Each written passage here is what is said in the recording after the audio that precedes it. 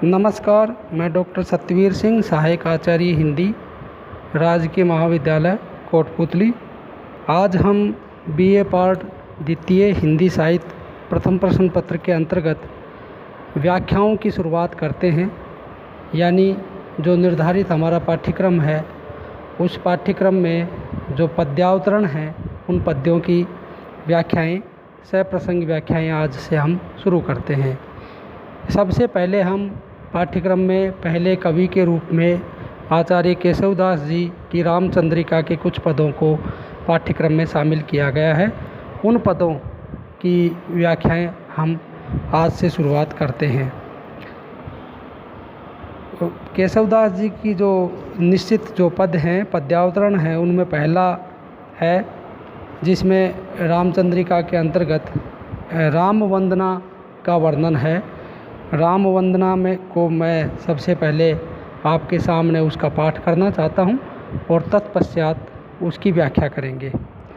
पूर्ण पुराण अरुपूर्ण पुराण परिपूर्ण बतावे न बतावे और उक्ति को, दर्शन देत जिन्हें दर्शन समझे न, नेति नेति कहे वेद छांडी भेद जुक्ति को, जानी यह केशवदास अनुदिन राम राम, रटत रहत न डरत पुनरुक्ति को, रूप देही अनिमान ही गुण देही गरिमा ही, नाम देही महिमा ही भक्ति देही भुक्ति को। यहाँ पूर्ण का मतलब है संपूर्ण यानी पूरा। पुरुष पुराण का मतलब है जो हमारे आर्ष पुरुष जो वेदों में जिसका वर्णन है। दर्शन का मतलब यहाँ पर दर्शन है जो हमारे षट दर्शन है, जो योग है, सांख्य है आदि है। नेति का मतलब है न धन इति, अर्थात ईश्वर के बारे में कहा है कि जिसका कोई अंत नहीं, जिसके बारे में हम कितना ही जान ले पहचान ले, उसके बाद में भी उसका कोई अंत है, यानी अंतहीन कहा है। अनिमा और गरिमा महिमा, ये जो 8 सिद्धियां हैं, उन सिद्धियों के नाम हैं और इनके माध्यम से कवि केशवदास जी इस रामचंद्रिका में भगवान राम की वंदना करते हैं और इस वंदना के अंतर्गत वे राम की भक्ति का भाव भी इस पद्य में आया है, जिसमें वो परमात्मा के रूप में इनको रखते हैं और वो कहते हैं कि भगवान राम की जो महिमा है वो अनिर्वचनीय है, अवर्णनीय है और उनकी कृपा जब किसी पर होती है तो वो उस संपत्ति की भांति है कि जो अक्षय संपत्ति है उसको और कुछ भी दिखाई नहीं देता है, केवल राम की भक्ति ही भक्ति उसको सर्वत्र चारों तरफ विद्यमान दिखाई देती है।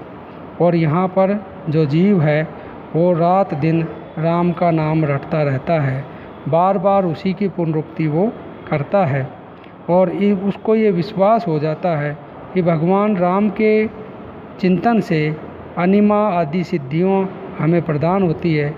उनको गुणों का बखान करने से गरिमा नामक सिद्धि प्राप्त होती है और उनका नाम स्मरण करने से महिमा नाम की सिद्धि प्राप्त होती है और उनकी भक्ति एवं उनकी प्रार्थना से संसार के सभी जो बंधन है, सांसारिक मोह माया है, उनसे हमें मुक्ति मिल जाती है। तो भक्ति और मुक्ति का ये मिला जुला जो पद्य है, ये केशवदास जी की रामचंद्रिका का प्रारंभिक पद है, जिसमें वे मंगलाचरण के रूप में राम की वंदना करते हैं। इस पद्य में नवधा भक्ति का जो ये स्मरण वाला रूप है, उस रूप को यहाँ पर कवि ने रखा है और यहाँ पर जो 8 सिद्धियाँ हैं, उन 8 सिद्धियों में जो 3 सिद्धियाँ हैं, 3 सिद्धियों में अनिमा महिमा गरिमा, उन सिद्धियों की प्राप्ति का वर्णन भी किया है कि ये करने से गुणगान करने से ये सिद्धि मिलेगी, स्मरण करने से महिमा सिद्धि मिलेगी, गुणों का बखान करने से गरिमा सिद्धि मिलेगी, उनके जो स्वरूप है उसका चिंतन करने से अनिमा मिलेगी। उनका सूक्ष्म बारीक वर्णन कवि ने यहाँ पर किया है। यहाँ पर इस पद्य में यमक, अनुप्रास और पुनरुक्ति प्रकाश अलंकारों का प्रयोग है। अलंकारों के बारे में आप सब लोग जानते हैं, हमने पूर्व में भी अलंकारों के बारे में बातें की है।